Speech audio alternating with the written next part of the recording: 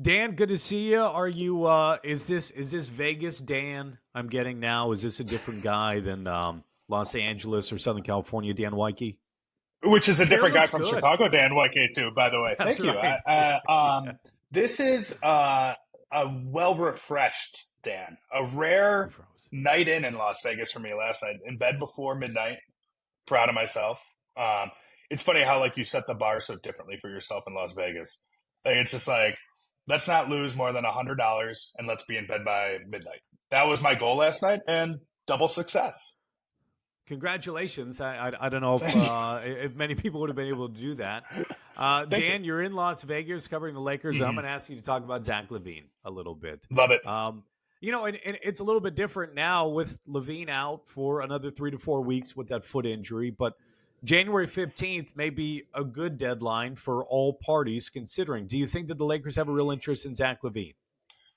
Um, I think they're interested in the way that like we're all interested in something else a little, right? Like it's I don't think it is like they're not thirsting necessarily for Zach LaVine. I think he does represent an option, and so it's worth exploring in that sense. That's about as tepid of an endorsement I think as I can give to a level of a level of interest. I think there are players on the Bulls that the Lakers are more interested in. I think, like everybody, like they're interested in Alex Caruso. I think they view Alex Caruso as a guy who could potentially tip a series in their favor because of what he does defensively. He's elite at it. I think I know for me, if I was in charge of the Lakers, I think I would give Zach LaVine a real look. The reason for me is I was in Tokyo when he was with Team USA, and he was a complimentary player on that team, and I thought he embraced that role better than most. You know, it's not easy, Judson, to go from being on the ball, primary offensive option. Every time you move down a station, like sort of in the hierarchy, it gets harder, I think, to find ways to impact winning. And I saw a guy in Tokyo, at least now granted for 10 days, who was a willing defender, a willing rebounder, an improved passer, and the kind of knockdown shooter that teams would want. You know, he's a tremendous athlete. He has good size on the wing, but, you know, he's a scorer. And I tend to find scoring to be, especially ball dominant scoring, to be just like one of those things that's it's really hard to like add into your ecosystem. Now, the Lakers offense has not been good. And so I think that's why I would be more interested, you know, is do they need a more ball dominant sort of perimeter scorer? You know, they have LeBron James, who has been defying time this season, playing terrific offensive basketball, but you know, who knows like when he's gonna need to shut it down for a little bit. Like Anthony Davis is a player who might be the defensive player of the year, but is inconsistent at times on offense, and is another guy who you don't know when if or when he's going to be hurt. So there would seem to be a need for another type of offensive player. But the trouble is that in addition, we can talk about some of the other issues, but like the trouble is that when you have LeBron James and you have Anthony Davis, even if you're Zach LaVine good, you're always the third best option on the floor on every possession, right? And that's not even to mention you have a really high efficiency player in Austin Reeves too, who I don't think the Lakers would include in a Zach LaVine trade. Like I think it would almost be a non-starter. So you know, so okay, so Zach's on the floor. So how does he impact winning if he doesn't have the ball? You know, if he's playing off of LeBron James, he's playing off Anthony Davis. I think he's capable of it. But I think at part like that would be some of the hesitation to kind of committing your last really big chunk of salary to one player who you're not totally sure how he fits, especially because the scars and the wounds from the Russell Westbrook experiment when they did the same thing are still, you know, still sort of festering. Adrian Wojnarowski said that there's not a big trade market for Zach LaVine, and he also Mm-hmm. added teams want to know how he impacts winning, which Yep. another way of saying that is Zach LaVine a winner? Now his career has not proven so. I know Chicago's opinion on Zach LaVine. What about the NBA's opinion perspective? How do you think the league looks at Zach LaVine? It's varied. I think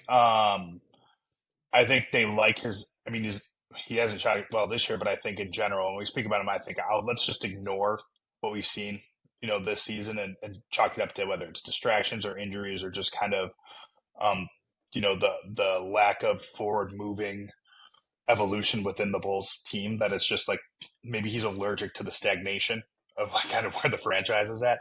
Um, they like his high volume shooting. He's a scorer who is not a chucker per se. He's a pretty efficient shooter. He's a tremendous athlete, and I think like that would be like the most positive reads on him are those types of things, right? I think he has a good reputation. It's not like he's viewed as a guy who doesn't show up to work or any of that stuff. But he has a huge contract that goes deep into the future, and he has a suspect knee. And I think those are the things that people always point to. And then when you talk about impacting winning, that's sort of what we're talking about. Like, it's hard. The quote unquote scorers who impact winning is a small list. Like it's a really hard thing to do. You kind of have to be the primary option. I mean, if you're trading for Zach LaVine, you're not going to try to turn him into Jamal Crawford or Lou Williams off your bench. Not at Sure. $40 million. Like, he's going to be a big part of what you do. So would you rather pay Zach LaVine $40 million and not be totally sure how he fits, or would you rather chase $10 million Alex Caruso, who will just guard whoever's the best player on the perimeter? Like, it doesn't need the ball on offense. Like, it's a path that has less resistance. I kind of think that there may be an opportunity where the market is so suppressed that there's like, it'll hit a point where he becomes almost underrated and could potentially be a value for a team.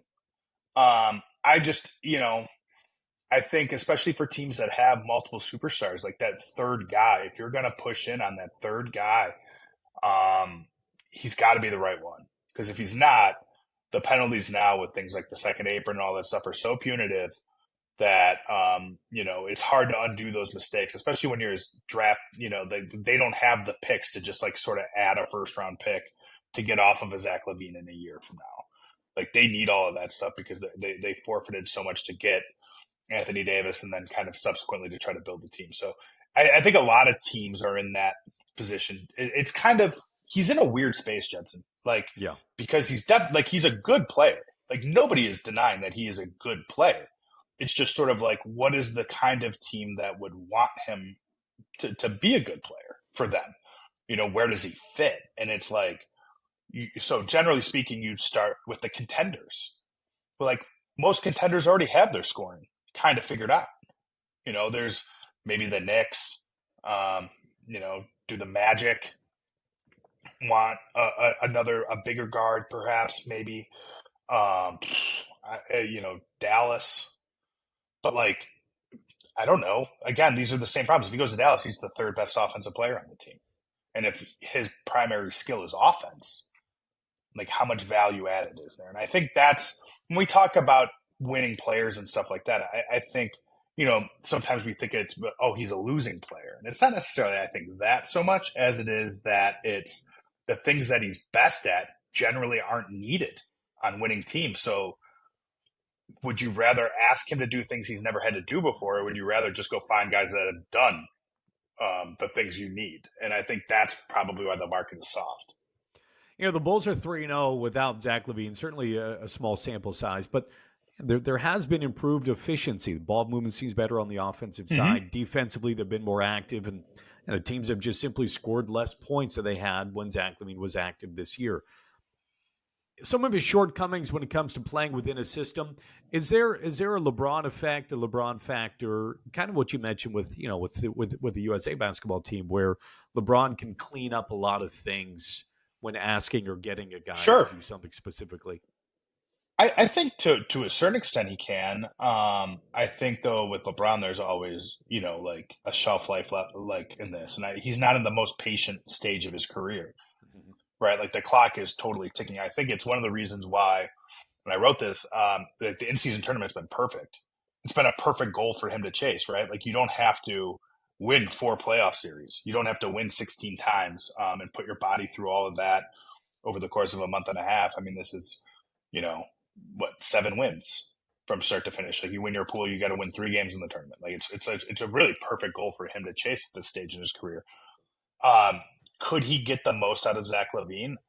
Maybe. But I think, there's also a flip side factor to this that it's like when you have LeBron James on your team, like getting the ball to LeBron James is always the best option. And offensive players sometimes struggle with that. It's not easy. He's not an easy player to play with in that way because you have to sacrifice and you have to play off the ball more. And I think Zach is like a good cutter and certainly is the kind of guy who can get to the rim and I think could be a good offensive rebounder on this type of on a team like this. And is a good shooter. But like, how do you stay in rhythm? When you're used to taking, we talk about him as a 3-point shooter when he's a high volume guy. There's 8-9 attempts a game. What if that number's 4? Like, will he be as efficient? And that's a challenge for guys. The ball, they say, is energy, and if you're not touching it, you have to figure out ways to stay involved. And it's a really, really hard skill for players. And you see guys struggle with it when they enter the league, guys that are used to being the best player on every team they played on and now have to figure out a new life as a role player. And I think maybe even harder is guys who were stars in this league, all-star level player like Zach LaVine is having to then now adjust his game to fit, lesser needs than he's talented. Now, the flip to this is if he can do it, it might be a boon for whoever acquires him. Like the player that I look to, Judson, is Aaron Gordon. Aaron Gordon was, a lottery pick, was penciled in as Orlando's either first or second scoring option on bad teams, was able to get dealt to Denver where he settled in as their third best player and is, an amazing complimentary role player, amazing on defense, great rebounder, and scores when necessary. Can Zach LaVine impact a team that way? I don't know. And then there's also the money, which is Aaron Gordon makes half as much. So that to me is the trouble with like the LaVine market. It's not totally a representation of what he does. It's almost more what he doesn't. And then also kind of the caveats with the injuries and the hefty price tag. Dan, thanks for doing this. I'll let you go. It's game night. Last one. Does the in-season tournament does this have staying power around the league? Perhaps. Yeah. Listen, I mean, the way that I've taken it in Chicago is a little bit different than the way Lakers fans are taking it in, where you've gotten all of the enthusiasm. And I find the court somewhat difficult to watch a game. But other than that, you think the in-season tournament's here to stay? Yeah, I think it'll be back. I mean, I'm a little curious to see how it plays here in Las Vegas. The energy, especially in LA. I was lucky enough to be at a couple games that had like that crazy energy. Right. The Lakers game in Phoenix, their closeout game to clinch it against the Jazz which was a blowout, but like people treated it like a big game, especially early. And the Lakers played with tons of energy. And then just a great game earlier this week against the Suns. Those felt kind of like playoff games, which is like, I mean, wild to say about early December basketball, which is traditionally one of the sleepiest times of the year. The courts, I think, have been sort of a necessary evil because I like that I can turn on the TV and I know what I'm watching, like instantly. Like it instantly, like isn't that what it slaps you? For? It slaps you in the face and tells you this is the in-season tournament, and it does it for the players too. Like it immediately assigns a different level of, I don't know, value to the game just by the ridiculousness. And look, there are some really bad ones. The Bulls court was very red, very red. Yeah, I the Lakers turned down the color on my television. Yeah. The Lakers gold I thought was less offensive. It was like in person, it wasn't as like highlightery as maybe it looked in some pictures. But I think it's like the ratings have been great. The players have been into it. One of the things that I've kind of joked about a lot is that it's been refreshing to find even ground with some of the best athletes in the world and just our naked ambition for $500,000. Like it is a human shared trait, I guess, apparently. But I think LeBron said this after the game on Tuesday, and I kind of sensed it in the way he played. You put competitive people in a situation where there's something to win. in addition to giving it actual stakes, you're gonna get good competition. And the NBA Cup is not a champion. It's not the Larry O'Brien Championship or whatever it's called now. It's not the big prize, but I think it's established itself already as a prize, and that will, to me, tradition starts somewhere. This could be. I think it's a thing. I would not be shocked to see some version of this in baseball. To be totally honest, Well, they do it. Yeah, they do it in the minors. Yeah, and did some version of it. I know there's discussion about some version of it. To me, it's just like give weight to regular season games beyond the final standings, and it helps kind of eventize sports that struggle with that. The NFL has such an advantage over all other sports because every Sunday it's a big deal. Pro sports that have these long, drawn-out seasons, it's tougher to create those moments. And yeah, it's artificial, but it's worked. And I think they are committed to it, and I don't think they'll do less of it, certainly in the future. I think, if anything, maybe there'll be some version of expansion of this. Dan Woike, a noted White Sox fan, record prediction for the 2024 season? Just a record. Do I have to adjust for Nashville inflation? I hope not. Too soon. Too soon, Dan. Yeah, right. Let's win 82 games. Wow. That seems really ambitious. 82 and 80.